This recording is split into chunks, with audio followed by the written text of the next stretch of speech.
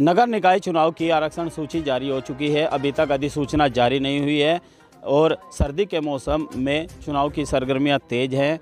आज जो नगर पालिका परिषद के जो भी कार्यकाल थे वो लगभग समाप्त हो चुके हैं। कांदला नगर पालिका परिषद में हम मौजूद हैं। जो कांदला चेयरमैन थे आजीबाजी दसन, उनका भी कार्यकाल पूरा हो चुका है। लोगों ने उनका फूल मालाओं से स्वागत किया है, विदाई दी है और आज हम उन्हीं के साथ मौजूद हैं। उनसे बात करेंगे और जानना चाहेंगे कि उनका कार्यकाल कैसा रहा। जी चेयरमैन साहब, जैसे कि पिछले 10 वर्षों से आप कांदला नगर पालिका के अध्यक्ष रहे हैं और कांदला में क्या क्या विकास किया आपने, ये जानना चाहेंगे। जनता भी जानना चाहेगी, उत्सुक भी है। विकास के बारे में तो देखो, मैंने अपनी तरफ से कोई कमी नहीं छोड़ी और ना तो किसी द्वेष के कारण और ना कोई पक्षपात किया मैंने अपने 10 साल के कार्यकाल में। अभी कुछ लोग बता रहे कहने के अल्पसंख्यक इंटर कॉलेज के बारे में ही जैसे कह रहे थे, बाईपास वाला रोड मैंने बनवाया और कांदले का बिजली घर मैंने 2012 से 17 तक समाजवादी की सरकार में मैंने टाउन का बिजली घर अलग करवाया। अब उसमें विकास कार्य जो भी यहाँ कांदले के अंदर सड़क में उसकी कूड़े की कोई व्यवस्था नहीं थी, वहाँ डंपिंग ग्राउंड के ज़मीन मैंने अपने कार्यकाल में ली और MRF सेंटर बनवाया जो कूड़े से खाद बनेगा। तो ये सब किया और सबसे बड़ी बात यह है कि मैंने किसी को कोशिश ये की कि मेरी वजह से किसी के दिल को ठेस न पहुँचे। निकाय चुनाव की जो तिथि है वो आगे भी आने वाली है। अभी तक सूचना तो अभी तक जारी नहीं हुई है। अगले चुनाव की भी आप तैयारी कर रहे हैं, किस तरह से आप अगला चुनाव लड़ना चाहिए? मैं तो पहले भी चुनाव विकास के नाम पे और भाईचारे के नाम पे लड़ा था और अब के भी अगर मुझे जनता ने चाहा और जनता का साथ रहा तो विकास और भाईचारे के नाम पे चुनाव लड़ूंगा।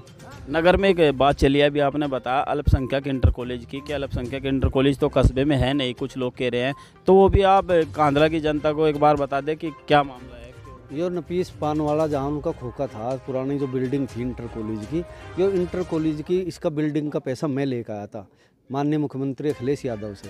वो अगर किसी भगवान से या किसी और कहीं से या किसी और विभाग से कहीं से कोई और पैसा लेकर आया तो उसने क्या आज तक या जो है अल्लाह ने डायरेक्ट ऊपर आसमान में से वो पैसा डाला था, वो आके ये तो बतावे कि इसका पैसा बिल्डिंग का पैसा लेके कौन आया। अब ये एक अलग बात है कि अभी बाईपास पे काम लग रहा चौड़ीकरण का, मेरे कार्यकाल में मैं पैसा लेकर आया अखिलेश यादव जी से।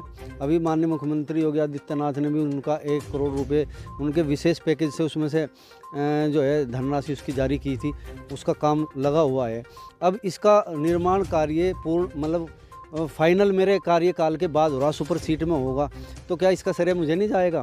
कांदले के अंदर बिना भेदभाव के लोगों के मकान बनवाए हैं, तो ये मेरा नहीं। अगर कोई एक आध सड़क रह गई, अच्छा अब की इस सरकार में ये रहा कि पहले प्रायोरिटी पे उन सड़कों को रखा गया जो कच्ची सड़कें थी या खड़ंजे वाली सड़कें थी, उनको पक्का किया गया और जो पक्की सड़कें थी उनको ये कि भाई पहले कच्ची को इनको प्रायोरिटी पे रखो, इनको बाद में देखा जाएगा। लेकिन वाले चुनाव में क्या एजेंडा? विकास। और कांदला की जनता जैसे कि आपसे भरपूर प्यार करती है और क्योंकि सर्वे भी चल रहे हैं, लोगों के भी चल रहे हैं और हमारे कुछ मीडिया साथी भी कांदला में सर्वे कर रहे हैं, एक ही बात कहते हैं लोग कि देखो वोट उसको देंगे पर जीतेंगे हाजी बबला, ये क्या राज है?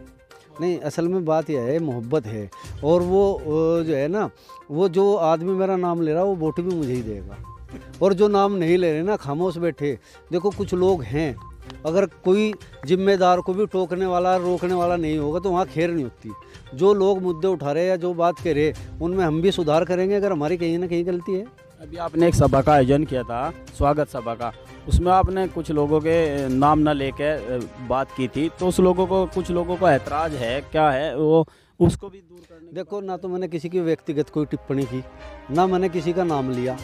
जिस तरह के इनडायरेक्टली वो मेरे पे कोई आरोप लगा रहे, आरोप प्रत्यारोप लगा रहे, जो चीज़ मेरे अधिकार क्षेत्र में नहीं है उसका आरोप मेरे पे लगाएंगे तो मैं उसका एक्शन का रिएक्शन तो दूंगा ही।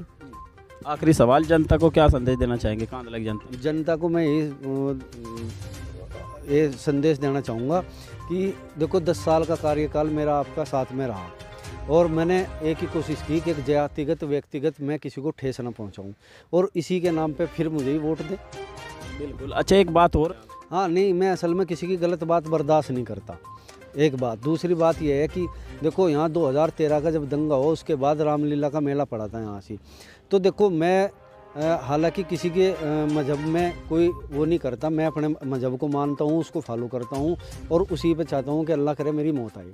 लेकिन जब यहाँ के हमारे कुछ व्यापारी भाइयों ने और हिंदुओं ने ये कहा कि भाई अब की हम रामलीला का मेला नहीं करेंगे, तो हमने झंडा उठाया और झंडा उठा के हमारे साथी थे, वकील प्रधान थे और माननीय मंत्री वीरेंद्र सिंह MLC साहब थे और भी मुसलमान साथी थे, वो सब हमारे साथ कंधे से कंधा मिला के रामलीला कराई।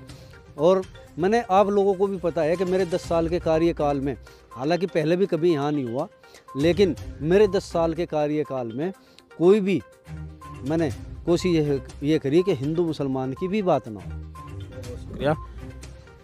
ये हमारे साथ मौजूद थे कांदला से नगर पालिका अध्यक्ष हाजी बाजी दसन, जिन्होंने अपनी बेबाक राय दी और बताया कि कांदला की जनता से वो कितना प्रेम करते हैं। कैमरा पर्सन आरिफ जंग के साथ फुरकान जंग, शामली फास्ट न्यूज़।